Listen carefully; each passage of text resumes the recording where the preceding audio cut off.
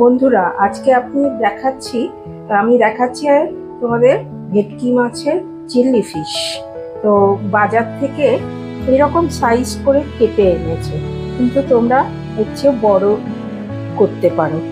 এবার আমি একটুখানি পেঁয়াজের রস দিচ্ছি, হাফ চামচ মতো ম্যারিনেট করার জন্য। এবার আমি ম্যারিনেট করব, হাফ চামচ পেঁয়াজের রস দিচ্ছি। এটা অপশনাল, তোমরা দিতেও পারো নাও দিতে পারো পেঁয়াজের রসটা। এটা ম্যারিনেট করে রাখতে হবে। এবার দিচ্ছি রসুন 1 চামচ, আদা বাটা 1 চামচ, গোলমরিচ 1 চামচ। এবার একটু লেবুর রস 1 চামচ মতন দিয়ে ঘন্টাখানেকের মতো একটু ম্যারিনেট করে রাখতে হবে। আমি এখানে নুন দিলাম না, নুন দিলে জলটা কেটে যাবে এবং তখন মাছটা ভালো স্টিফ হয়ে যাবে। 150 গ্রামের মতো মাছের পরিমাণ মতো আমি বললাম, সব 1 চামচ করে আমি বললাম। ব্যাস, ম্যারিনেট হয়ে গেল। এবার আমি চাপা দিয়ে ঘন্টাখানেকের জন্য রেখে দেবো। দেখুন বন্ধুরা, 1 ঘন্টা পরে এলাম, মাছটা ম্যারিনেট করা হয়ে গেছে।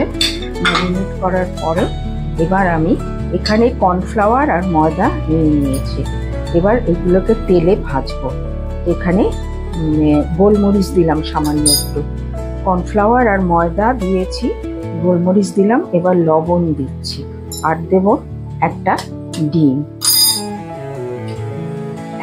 এই দিয়ে এবার ভাজবো আমি।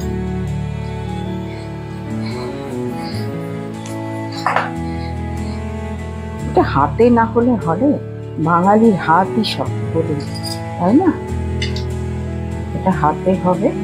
দেখুন, একটু জল দেব প্রয়োজন মতো। দেখুন, এটা কিন্তু আস্তে আস্তে করে ব্যাটারটা এরকম হচ্ছে। দেখুন, আস্তে করে জল দেব। এবার স্মুথ ব্যাটার বানাতে হবে।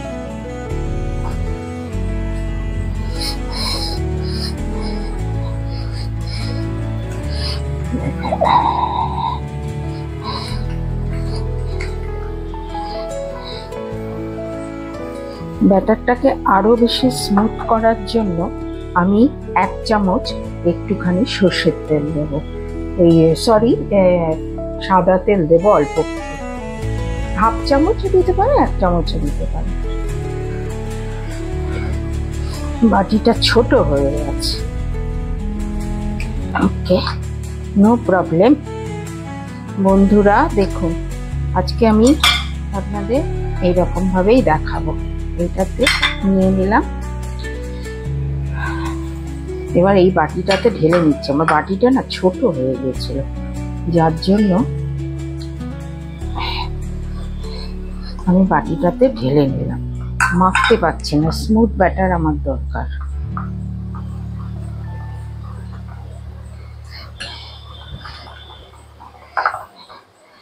দেখুন, এরকম একটা স্মুথ ব্যাটার হয়ে গেল। আর এটা হলো সেকেন্ড স্টেপ। থার্ড স্টেপ হলো, এই যে সসটা দেখছেন, এইটার মধ্যে আমি দিয়ে রেখেছি হলো tomato ketchup, chilli sauce, soya sauce, vinegar 1/2 চামচ, আর রেড চিলি সস, আর আপনার গ্রিন চিলি সস, এগুলো দিয়ে রেখেছি।